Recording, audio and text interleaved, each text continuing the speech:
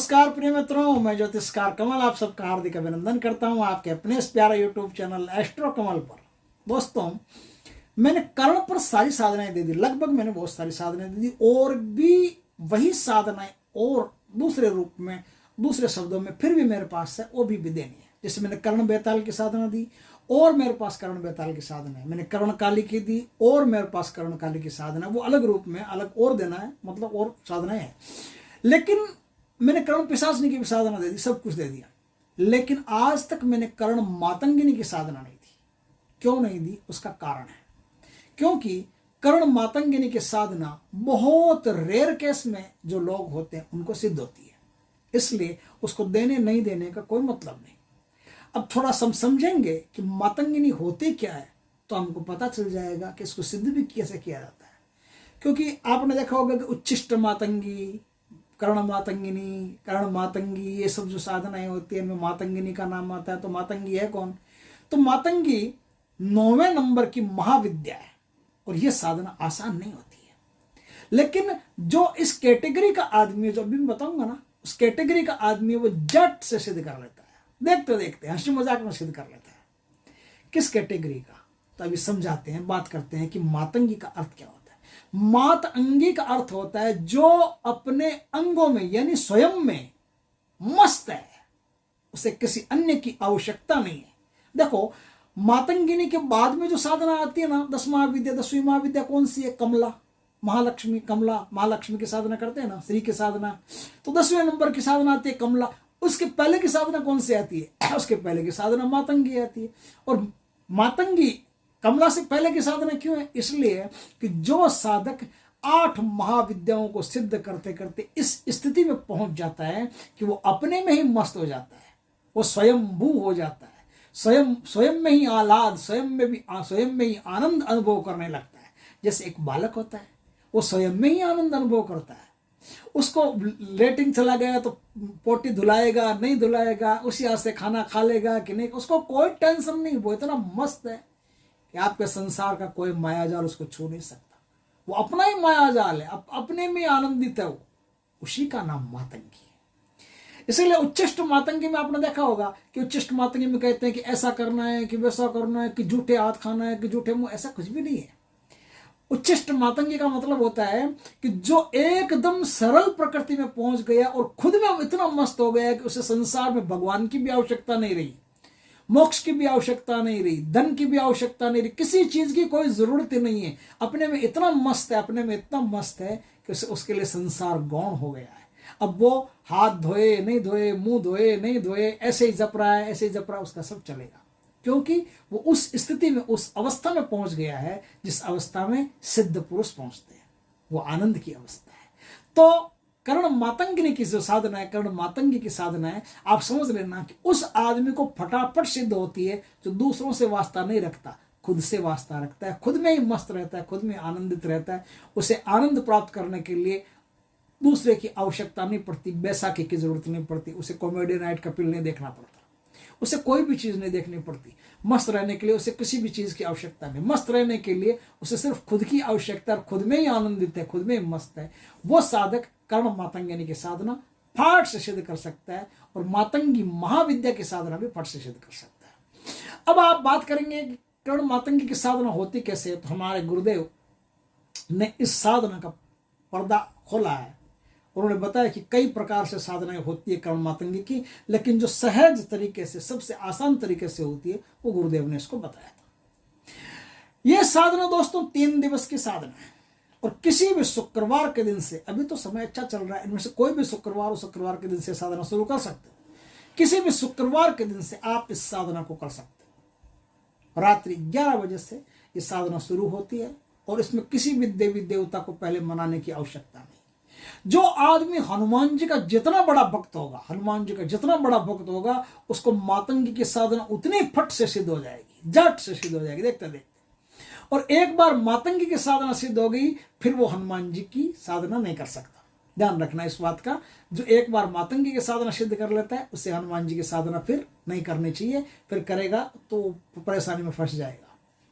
तो हनुमान जी के भक्तों के लिए ये स्पेशल ऑफर है कि वो फट से एक झटके में साधना को सिद्ध कर सकते हैं, क्योंकि हनुमान जी का जो भक्त होता है उसमें ऊर्जा अपने आप बनने और बढ़ने लगती है, भयंकर मात्रा में ऊर्जा बन जाती है। और भयंकर ऊर्जा एकदम जब आनंद में विभोर होती है तो वो सीरियस नहीं हो पाती।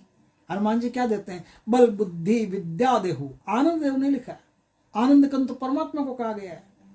हनुमान जी आनंद थोड़ी देते, वो तो बल बुद्धि विद्या देहु हरहु कलेश विकार, कलेश हर देंगे, विकार हर देंगे, सब कुछ हर देंगे। लेकिन आनंद की प्राप्ति थोड़ी होगी, आनंद की प्राप्ति तो परमात्मा में होती है और वह मातंगिनी में होती है। मातंगिनी में आदमी एकदम आनंदित हो जाता है और आनंदित आदमी हनुमान जी की साधना में सीरियसता, जो गंभीरता होती है, उसमें नहीं जा सकता वापस। एक बार जो आनंद में आ गया फिर वो गंभीरता की दुनिया में नहीं जा सकता। इसलिए हनुमान मातंगी का जो साधक होता है वो हनुमान जी की साधना नहीं कर सकता।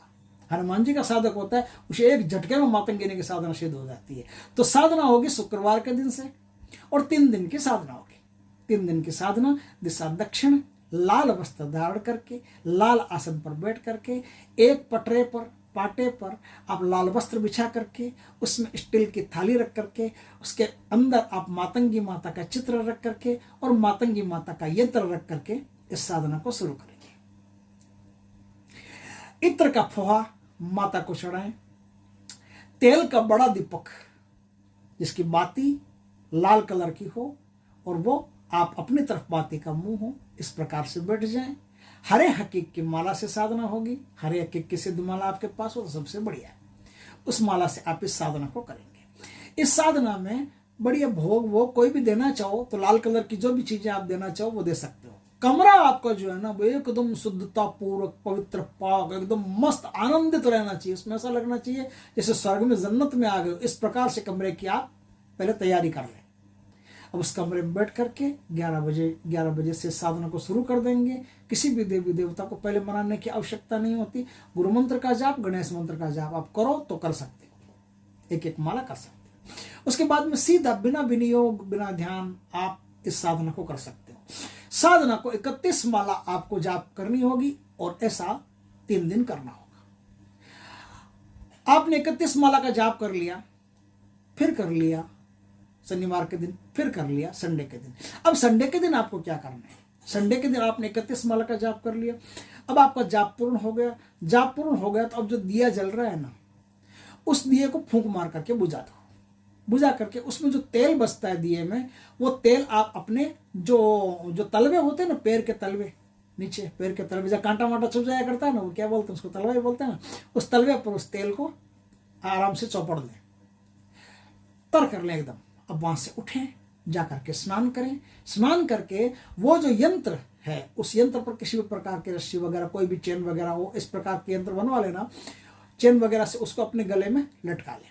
लटका करके अब आप किसी तसले में, कोई लोहे की कोई प्लेट हो, तसला हो, कुछ भी हो, उसमें अग्नि प्रज्वलित करके राई और मीठे तेल से, राई और तिल का तेल से आप हवन करेंगे। 1000 आहुतियां, आज जो मैं मंत्र बता रहा हूं उस मंत्र में श्री मातंगे नमः के बाद में स्वाहा लगा करके 1000 आहुतियां देंगे। 1000 आहुतियां देने के बाद में फिर वहां से उठ जाएं, फिर स्नान करें, फिर आकर के इस स्थान पर बैठें और फिर 3 माला मंत्र का जाप करें। जैसे ही आप 3 माला मंत्र का जाप करोगे पूरा कमरा प्रकाश से भर जाएगा एकदम, और आप एकदम भयंकर अलौकिकता में पहुंच जाओगे, दिव्य अलौकिकता।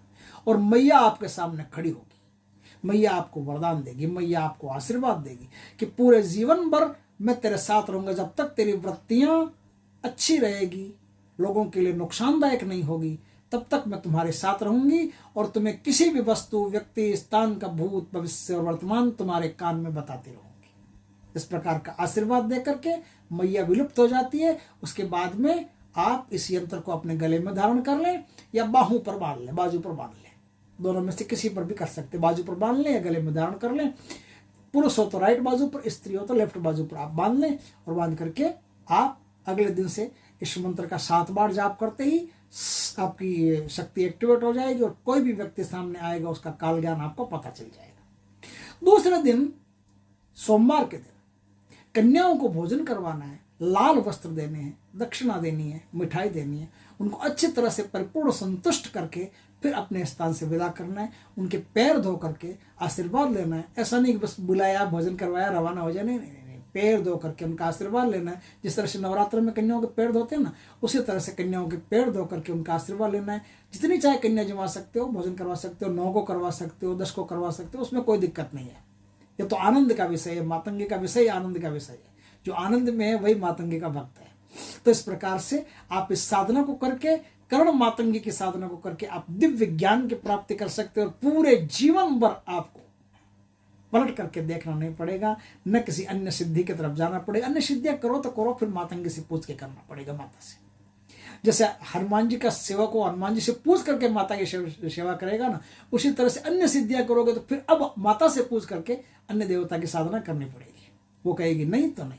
तो इस प्रकार से ये जो अति उत्तम जानकारी हमने आपको प्रदान की भगवान की कृपा से, अच्छी लगे तो लाइक करना, कमेंट करना, शेयर करना। पहली बार हमारे चैनल पर आए चैनल को सब्सक्राइब करना, पास में जो बेल आइकॉन का बटन है वो दबा देना, ताकि हमारे ज्ञानवर्धक जानकारीपूर्ण वीडियो सबसे पहले आपके पास आ सके। जय श्री कृष्ण दोस्तों।